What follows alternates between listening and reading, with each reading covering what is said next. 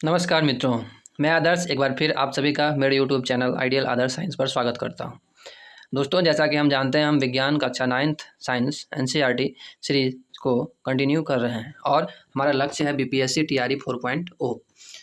तो चलिए हम अब अध्याय 3, पिछले वीडियो में हमने अध्याय 1 और अध्याय 2, इसका नाम है हमारे आसपास के पदार्थ, और अध्याय 2 का नाम है क्या हमारे आसपास के पदार्थ शुद्ध हैं। इस दोनों अध्याय के समरी तथा कुछ मुख्य बिंदुओं को पढ़ लिया था।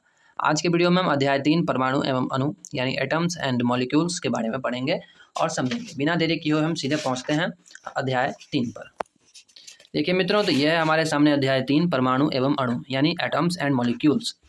और जैसा कि हम जानते हैं, एनसीईआरटी प्रत्येक अध्याय के अंत में व्हाट यू हैव लर्नड करके, आपने क्या सीखा करके समरी के रूप में कुछ वन लाइनर पॉइंट देती है। इससे एग्जाम में क्वेश्चंस बनने की उम्मीद ज़्यादा रहती है। तो चलिए इसे पढ़ेंगे और समझने का प्रयास करेंगे। यहाँ लिखा है आपने क्या सीखा। पहले पॉइंट में लिख रहा है, जो किसी भी अभिक्रिया में अभिकारकों और उत्पादों के द्रव्यमानों का योग अपरिवर्तनीय होता है। यह द्रव्यमान के संरक्षण का नियम कहलाता है। दूसरे पॉइंट में कह रहा है, एक शुद्ध रासायनिक यौगिक में तत्व हमेशा द्रव्यमानों के निश्चित अनुपात में विद्यमान होते हैं।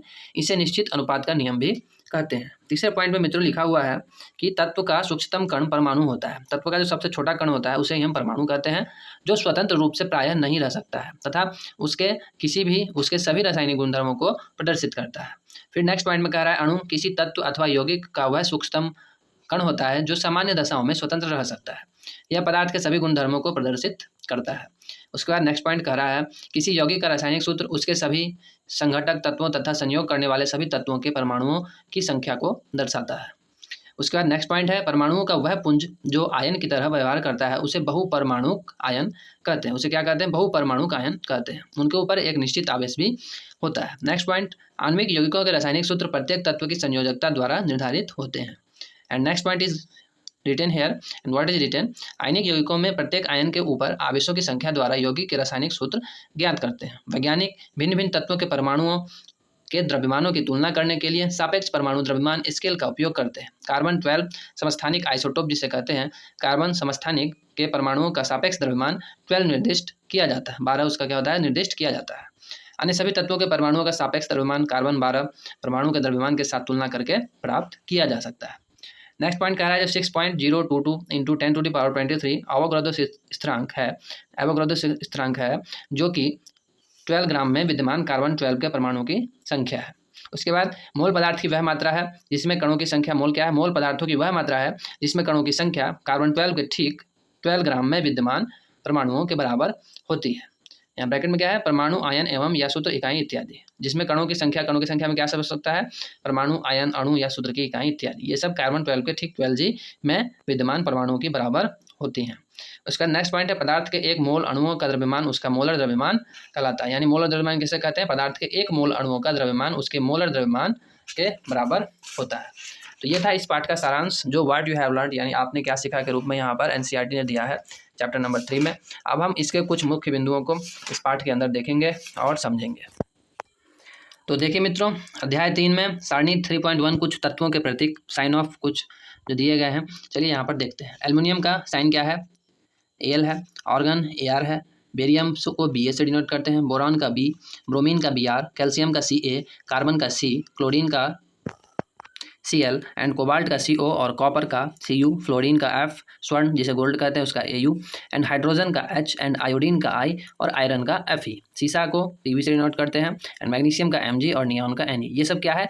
ये कुछ मेटल हैं, तत्व हैं जिसके ये प्रतीक है, साइन है, इसके चिन्ह। उसके बाद यहाँ पर और दिया गया है नाइट्रोजन को N से डिनोट करेंगे, ऑक्सीजन को O से, पोटेशियम को K से, सिलिकॉन का होगा Si, चांदी जिसे सिल्वर कहते हैं इंग्लिश में उसे Ag से, और सोडियम का Na और सल्फर का S, यूरेनियम का U और जिंक का Zn। तो ये कुछ तत्व थे जिनके प्रतीक यहाँ पर दिए गए थे, जो मैंने पढ़ के आप लोग को बता दिया।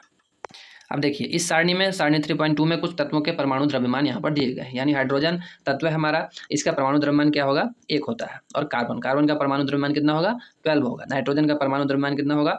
14 होगा, 14। एंड ऑक्सीजन का परमाणु द्रव्यमान 16 होगा। इसे आप याद भी कर सकते हैं, ये आपको छोटे क्वेश्चन के रूप में एग्जाम में भी देखने को मिल सकता है। ऐसे पूछ लिया जाएगा जो हाइड्रोजन का परमाणु द्रव्यमान कितना होगा, और ऑप्शन में दे देगा, आपको वहाँ सिलेक्ट करना होगा।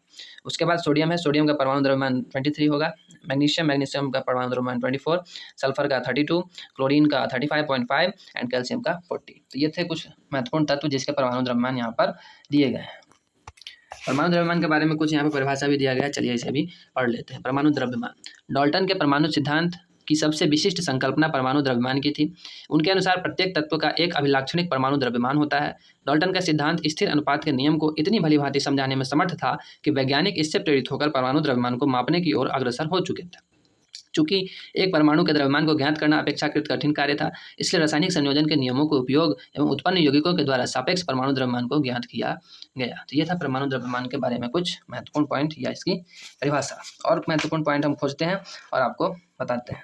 अब यहाँ देखिए हाईलाइट करके दिया गया है, जो परमाणु त्रिज्या को नैनोमीटर में मापा जाता है। आपसे क्वेश्चन पूछा जा सकता है, जो परमाणु त्रिज्या को किस में मापा जाता है, और ऑप्शन दे देगा नैनोमीटर, और भी 2-3 ऑप्शन दे देगा, तो वहाँ पर आपको नैनोमीटर सेलेक्ट करना होगा। यहाँ देखिए 10⁻⁹ मीटर इज इक्वल टू कितना होता है 1 nanometre, and 1 metre is equal to 10⁹ nanometre. तो इसे भी आप अपने स्मरण शक्ति में इसको समाहित करके याद रखेंगे। अब यहाँ देखिए यहाँ लिखा है जो परमाणु क्या होता है। चलिए पढ़ते हैं जो परमाणु क्या होता है। क्या यहाँ पर बता रहा है, क्या आपने सभी कभी किसी इमारत की दीवार बनते देखी है? इन दीवारों में से एक कमरा एवं कई कमरों के समूह से एक इमारत निर्मित होती है। यानी इन दीवारों में से एक कमरा एवं कई कमरों के समूह से एक इमारत निर्मित होती है। उस विशाल इमारत की रचनात्मक इकाई क्या है? किसी बॉबी एंड हिल की रचनात्मक इकाई क्या होती है? यह रेत का छोटा सा कण होता है। इसी प्रकार सभी द्रवों की रचनात्मक इकाई परमाणु होती है। यानी छोटे छोटे परमाणु से मिलकर एक पूरा जो होता है वो तैयार होता है। तो यहाँ पर बताया गया। अब यहाँ कह रहा है परमाणु कितने बड़े होते हैं उसके बारे में बताया है। परमाणु बहुत छोटे होते हैं। ये किसी भी वस्तु जिसकी हम कल्पना या तुलना कर सकते हैं उससे भी छोटे होते हैं। यानी परमाणु इतने छोटे हैं जिस आपके दिमाग में जो सबसे छोटा चीज़ आए उससे भी छोटा ये परमाणु होता है। लाखों परमाणुओं को जब एक के ऊपर एक चट्टे के रूप में रखें तो बड़ी कठिनाई से कागज की एक शीट जितनी मोटी परत बन पाएगी। तो आप सोच सकते हैं जो परमाणु कितने छोटे होते होंगे। अब देखिए मित्रों, यहाँ से पाठ का शुभारंभ हुआ था। शुभारंभ में कुछ पाठ का भूमिका यहाँ पर बनाई गई है। चलिए इसको यहाँ से पढ़ते हैं और कहानी के रूप में आपको सुनाते हैं। आपको आशा करता हूँ कि इसमें भी आपको कुछ सीखने के लिए कुछ पॉइंट्स मिलेंगे। तो चलिए पढ़ते हैं। प्राचीन भारतीय एवं ग्रीक दार्शनिक द्रव्य के अज्ञात एवं अदृश्य रूपों से सदैव चकित होते रहे। पदार्थ की विभाज्यता के मत के बारे में भारत में बहुत पहले लगभग 500 ईसा पूर्व विचार व्यक्त किया गया था। भारतीय दार्शनिक महर्षि कनाड जो थे भारतीय दार्शनिक थे, उन्होंने प्रतिपादित किया था कि यदि हम द्रव्य पदार्थ को विभाजित करते जाएं तो हमें छोटे छोटे कण प्राप्त हो जाएंगे। अतः अंत में एक सीमा आएगी जब प्राप्त कण को पुनः विभाजित नहीं किया सकता। वो लास्ट पॉइंट, जहाँ तक हम विभाजित करते रहेंगे उसके बाद उसको विभाजित करना संभव नहीं किया जा सकेगा। अर्थात वही सूक्ष्म कण जो होगा, जो अविभाज्य रहेगा, इसको विभाज्य नहीं कर सकते हैं, इस अविभाज्य सूक्ष्म कण को उन्हें परमाणु कह दिया था। जो वह सबसे अंतिम डिवाइड करने के बाद सबसे अंतिम का वो कण जिसे हम आप डिवाइड नहीं कर सकते हैं, वही हमारा क्या होगा, परमाणु होगा। उसके बाद कह रहा है एक अन्य भारतीय दार्शनिक जिनका नाम था पकुधा कात्यायान ने इस मत को विस्तृत रूप से समझाया तथा कहा कि ये कण सामान्यतः संयुक्त रूप में पाए जाते हैं जो हमें द्रव्यों के भिन्न भिन्न रूपों को प्रदान करते हैं। लगभग इसी समय ग्रीक दार्शनिक डेमोक्रिट्स एवं ल्यूसिपस ने सुझाव दिया था कि यदि हम द्रव्य को विभाजित करते जाएं तो एक ऐसी स्थिति आएगी जब प्राप्त कण को पुनः विभाजित नहीं किया जा सकेगा। उन्होंने इन अविभाज्य कणों को परमाणु अथवा अविभाज्य कह दिया था। यहाँ भी लगभग वही थ्योरी है। ये सभी सुझाव दार्शनिक विचारों पर आधारित है। इन विचारों की वैधता सिद्ध करने के लिए 18वीं शताब्दी तक कोई अधिक प्रयोगात्मक कार्य नहीं हुए थे। 18वीं शताब्दी तक यही बात माना जाता था, जो अंतिम कण जिसे विभाजित करते जाएं फिर लास्ट में विभाजित नहीं कर पाए तो वही हमारा क्या होगा, परमाणु होगा। उसके बाद क्या कह रहा है, जो 18वीं शताब्दी के अंत तक वैज्ञानिकों ने तत्वों एवं यौगिकों के बीच भेद को समझा तथा स्वाभाविक रूप से यह पता करने के इच्छुक हुए कि तत्व कैसे तथा क्यों संयोग करते हैं। तब जब तत्व परस्पर संयोग करते हैं तब क्या होता है। वैज्ञानिक अंतवा एल लाइवजिए एंटोनी एल लाइवोजियर ने रासायनिक संयोजन के 2 महत्वपूर्ण नियमों को स्थापित किया जिसने रसायन विज्ञान को महत्वपूर्ण प्रदान किया। तो ये थे हमारे इस पाठ का परमाणु से रिलेटेड कुछ हिस्ट्री, जो परमाणु कैसे पता चला, जो परमाणु किसे कहते हैं, और प्रारंभ में जो दार्शनिक थे वो परमाणु को कैसे डिफाइन करते थे, और फिलहाल में अभी कैसे किया जाता है। तो चलिए और महत्वपूर्ण बिंदुओं को देखते हैं और समझते हैं। अब देखिए यहाँ पर एक जॉन डाल्टन वैज्ञानिक है, इनके बारे में यहाँ पर रसायन वैज्ञानिक है, उनके बारे में यहाँ पर बताया गया है। चलिए इसे पढ़ लेते हैं। ये हाईलाइटेड किया हुआ है। एग्जाम में हाईलाइटेड पॉइंट से ही ज़्यादा क्वेश्चन बनने की उम्मीद रहती है। वैसे बिना हाईलाइटेड पॉइंट से भी क्वेश्चन बने जा सकते हैं, लेकिन इस पर आप विशेष ध्यान देंगे जो पॉइंट हाईलाइट किए जाते हैं एनसीईआरटी में। तो चलिए यहाँ यही जॉन डाल्टन का यहाँ पर चित्र दिया गया, लिखा भी है जॉन डाल्टन के बारे में पढ़ते हैं। जॉन डाल्टन का जन्म सन 1766 में इंग्लैंड के एक गरीब जुलाहा परिवार में हुआ था। 12 वर्ष की आयु में उन्होंने एक शिक्षक के रूप में अपनी जीविका शुरू की। 7 साल बाद वह एक स्कूल के प्रिंसिपल बन गए। सन 1793 में जॉन डाल्टन एक कॉलेज में गणित, भौतिकी एवं रसायन शास्त्र पढ़ाने के लिए मैनचेस्टर चले गए थे। वहाँ पर उन्होंने अपने जीवन का अधिकांश समय शिक्षण एवं शोध कार्य में व्यतीत कर दिया। सन 1808 में इन्होंने अपने परमाणु सिद्धांत को प्रस्तुत किया, जो द्रव्यों के अध्ययन के लिए एक महत्वपूर्ण सिद्धांत साबित हुआ था। तो ये था जॉन डाल्टन के बारे में। जॉन डाल्टन का जन्म कब हुआ था और उन्होंने क्या सब चीज़ खोजा था, वो इस हाईलाइटेड पॉइंट में बताया गया है। देखिए मित्रों, तो आपको जो वहाँ दिखाई पड़ा था, जो आपने क्या सीखा उसमें लिखा गया था, जो मोल अवोगाड्रो संख्या और एवं द्रव्यमान के बीच जो संबंध होता है वो यहाँ पर बताया गया है। तो चलिए देखते हैं। बीच में लिखा है कार्बन परमाणु का एक मोल। कार्बन परमाणु का जो एक मोल होता है वो 12 ग्राम कार्बन के बराबर होता है एंड 6.022 इंटू 10⁻23 कार्बन के परमाणु के बराबर होता है। फिर हाइड्रोजन परमाणु का जो एक मोल होता है वो 6.022 इंटू 10⁻23 हाइड्रोजन के परमाणु के बराबर होता है और 1 ग्राम हाइड्रोजन के परमाणु के बराबर होता है। किसी भी कण, परमाणु, अणु अथवा आयन, किसी भी कण का एक मोल जो होता है वो 6.022 इंटू 10⁻23 उस कण की संख्या होती है और उन कणों का सापेक्ष द्रव्यमान जो होता है वो जी होता है। अणुओं का एक मोल जो होगा वो 6.022 इंटू 10⁻23 अणुओं की संख्या के बराबर होगा और उसका आणविक द्रव्यमान जो होगा वो जी होगा। तो ये था मोल अवोगाड्रो संख्या एवं द्रव्यमान के बीच जो रिलेशन बनता है वो इसके बारे में यहाँ पर बताया गया है। अब देखिए मित्रों, यहाँ पर सूत्र इकाई द्रव्यमान के बारे में बताया गया है। चलिए इसे पढ़ते हैं और इस अध्याय को अंत करते हैं। यहाँ पर लिखा गया है कि किसी पदार्थ का सूत्र इकाई द्रव्यमान उसके सभी संघटक परमाणु द्रव्यमानों का योग होता है। सूत्र द्रव्यमान का परिकलन उसी प्रकार से करते हैं जिस प्रकार से हमने आणविक द्रव्यमान का परिकलन किया है। अंतर केवल इतना है कि यहाँ पर हम उस पदार्थ के लिए सूत्र इकाई का उपयोग करते हैं जिसके संघटक आयन होते हैं। उदाहरणार्थ सोडियम क्लोराइड इकाई सूत्र NaCl, इसके इकाई सूत्र द्रव्यमान का परिकलन निम्न प्रकार से करते हैं। तो यह यहाँ पर इसका रिलेशनशिप भी यहाँ पर दिया गया है, जिसे आप देख सकते हैं 1:23 mu plus 1:35.5 mu equal to 58.5 mu. ये है सूत्र इकाई द्रव्यमान। बहुत सारे न्यूमेरिकल्स भी इसमें दिए गए हैं। न्यूमेरिकल्स तो हम इसमें NCERT समरी सीरीज में नहीं देख सकते हैं। जो संभव था वो हमने समरी में देख लिया।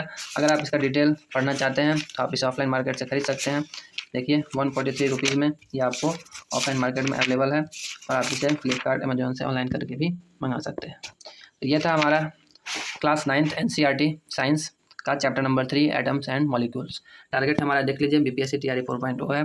अच्छे से पढ़ना है और अपना झंडा इस एग्ज़ाम में गाड़ना है। और मेरे द्वारा किया गया मेहनत, मैं रेगुलर वीडियो अपने चैनल पर अपलोड कर रहा हूँ। अगर आपको कंटेंट थोड़ा बहुत अच्छा लगे तो आप वीडियो को लाइक भी कर सकते हैं, शेयर भी कर सकते हैं जो ज़रूरतमंद लोग हैं, और चैनल को सब्सक्राइब भी कर सकते हैं। तो तब तक के लिए मित्रों बहुत बहुत धन्यवाद। आपने वीडियो यहाँ तक देखा उसके लिए बहुत बहुत आभार।